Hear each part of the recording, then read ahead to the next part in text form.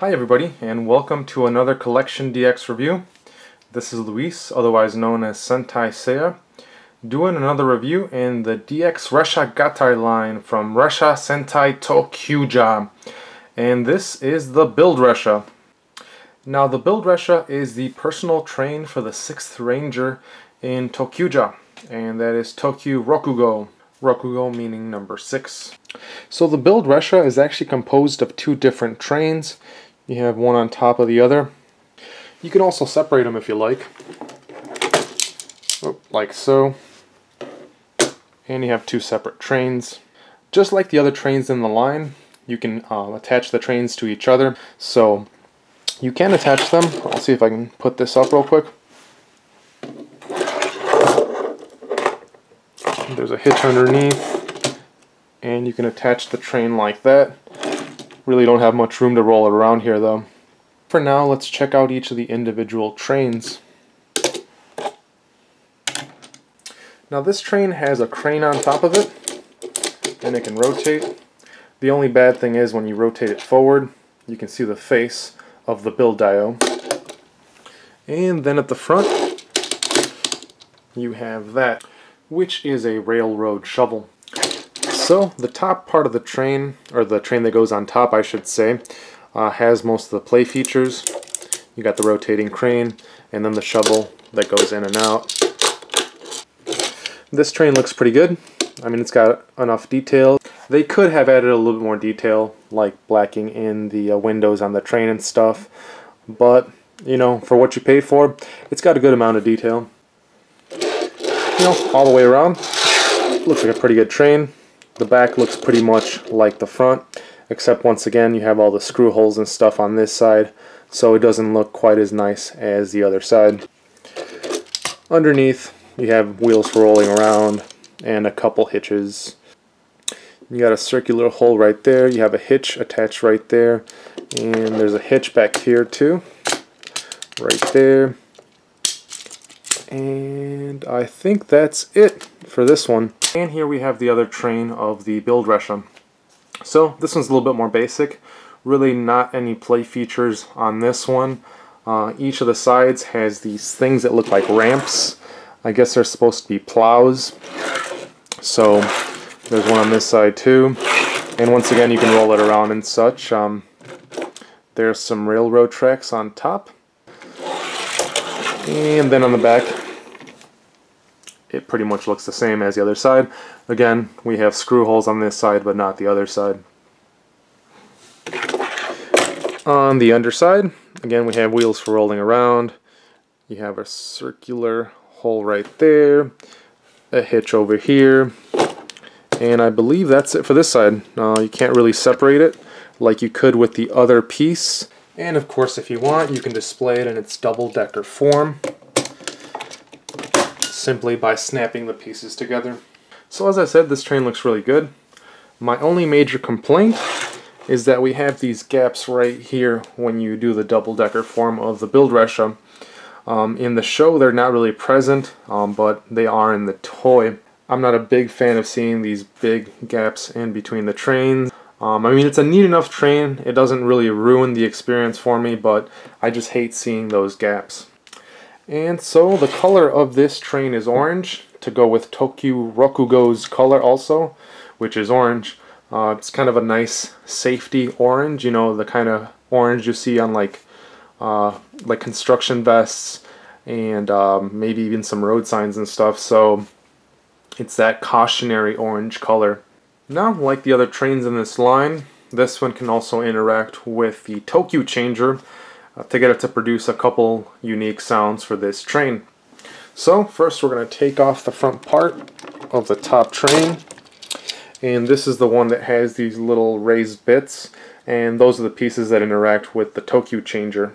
So first let's check out the transformation sounds of the Build Ressha.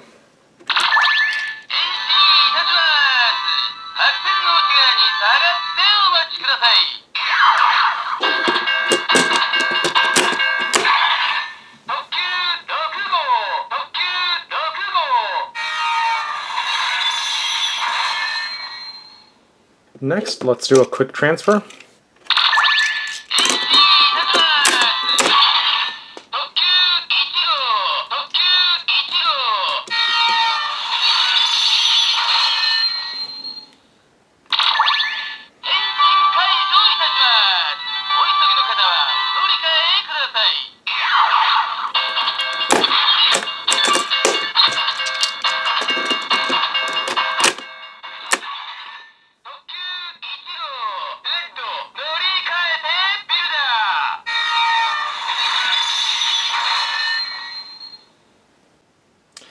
And last but not least, let's check out the summoning sounds of the Build Ressha.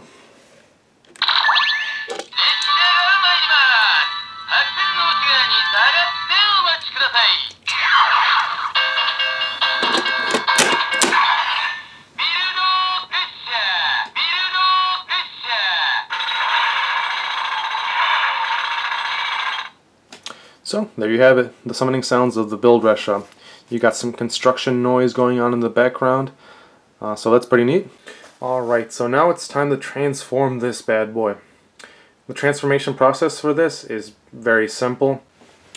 First, we're going to put that, whoop, and bring the legs down completely. Take that up, and flip that around.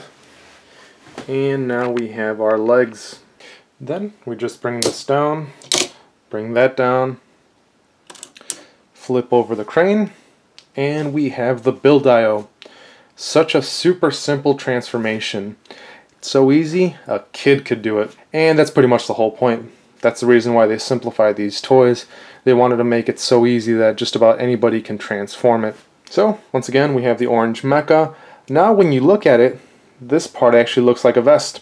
As I mentioned, the train has that orange safety vest color, and now the mecha, the Build DaiOh, has his own little vest. It even has those straps that usually go around the safety vests. Those are usually reflector pieces, you know, so cars don't hit construction workers and that kind of thing. So the mecha is also very simple looking. There's not a whole lot to it. Looks pretty cool.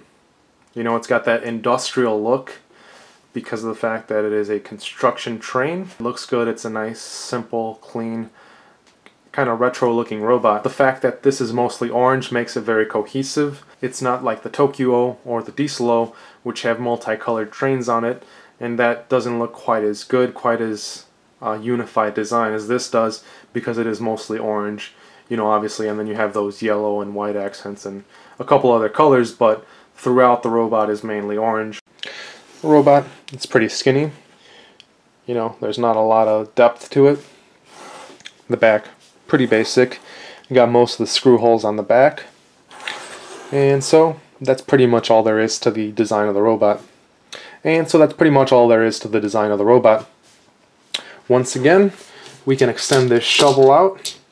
And now for the robot, it becomes a weapon. Like that. Articulation is pretty limited. There's nothing really in the legs. You can rotate the shoulders, and you can extend the arms up like that. But that's all there is really. Now the lower part of the arms on the Build DaiOh are removable. You can take them off and attach other trains.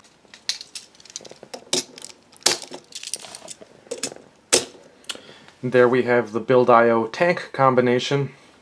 We can take these off, put this one back on, and now if you own the Drill Ressha, which comes with Tokyo Rokugo's roleplay toy, the weapon, you can attach that on there. That's actually Tokyo Rokugo's other train, the one that he acquires from his time being a villain in the show. Unfortunately for me, I didn't buy the roleplay toy. I'm just not that big into roleplay toys anymore. So, I ghetto rigged myself a Drill Ressha. Like that. So, that's kind of what it would look like if you have the Drill Ressha on, except a lot more official. There'd be a lot less tape. But anyways, it's a cool feature. You can swap out the arms, you know, make yourself some official combinations, or, you know, even some unofficial combinations.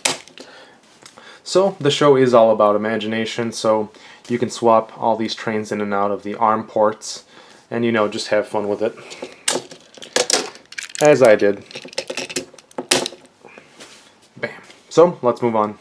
Alright, so next we're going to combine the Build DaiOh and the Chou ToQGer. And we're going to prep the Build DaiOh so that it may combine with the Chou ToQGer. I'm going to pop this in half. Bring this up, bring this one up, and then when you bring it down a little bit differently, bring that down also. The feet, we're going to release those and bring them down. So now we have this like U-shaped platform thing. Now the top part is a little bit more complicated. First we're going to bring the arms up, and we're going to take the end pieces off, just like that. We're going to set this aside for a bit.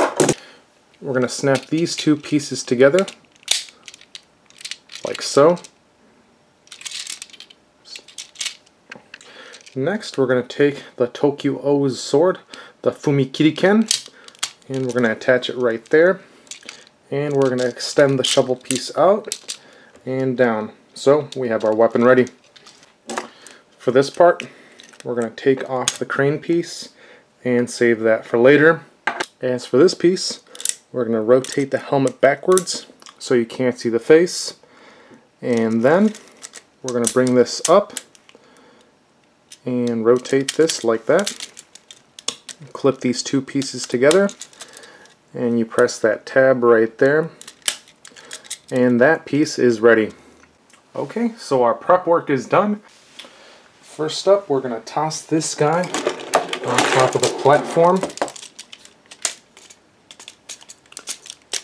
Like that. Hopefully it doesn't fall apart. And there you go.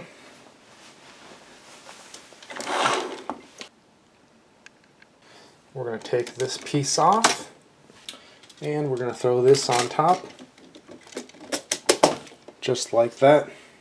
Then we take that old headpiece, and we take the crane, and we combine them by putting the crane on top, like that. And we have our new headpiece for the Chou ToQGer, and that just gets thrown on top. And finally, we can take our weapon and throw it on one of the hands. You pop out that little tab underneath right there, and just stick it in the hand, and there you have the Chou ToQGer DaiOh. So really all the Build DaiOh parts did was add a weapon. You have like this neck brace piece, whatever you want to call it. And then at the bottom we have that platform that the Chou ToQGer DaiOh stands on. So this is not one of my favorite combinations. It just takes a pretty ugly combination, which is the Chou ToQGer, and makes it even uglier. So besides the fact that it doesn't look great, it also has some inaccuracies to the source material. For example, at the bottom, the platform. Now in the show, this is actually separated, the back piece is missing, but here we have that, you know, upside down U-shaped platform. Also the proportions are a little weird. The Chou ToQGer, that had weird proportions also. It's a bit, you know, wider and a little bit chunkier than how it appears in the show. And it's the same case with this, because it does use all the parts of the Chou ToQGer. Now the visor is pretty cool looking. But back to the inaccuracies, as you can see, there is a gap underneath the orange piece and right above the red Ressha. You can kind of see the color of my back wall. Another inaccuracy of the toy that I noticed is that, as you can see, these pieces that go on the side are connected together. Now in the show, these pieces are separated, you know, apart right there. There's a gap in between those two pieces. So that is another inaccuracy of the toy. As you can see, that's also a single piece. Chou ToQGer DaiOh translates to Super ToQGer Big King. And this, I mean, it's big, but it doesn't really look super to me. It's just a big mass of trains. It doesn't look very good from the side either. You know, just trains slapped together. And the back doesn't look any prettier either. So, not a very good looking combination. But luckily, this appears to be the last combination that uses all the mechas, or the main mechas in the show, together in such a form. It appears that the carrier mecha is going to use only parts of the trains, and we don't have to worry about the carrier mecha combining with this big block of trains that we call the Chou ToQGer DaiOh. So that's it for this review. As always, thanks for watching. Don't forget to like and subscribe. Leave me some comments. Let me know. Do you like the Chou ToQGer DaiOh? Or do you, like I, think that this is just a big block of trains that doesn't look very good? So like I said, thanks for watching, and I'll see you around next time with another review in the DX Ressha Gatai line from Ressha Sentai ToQGer.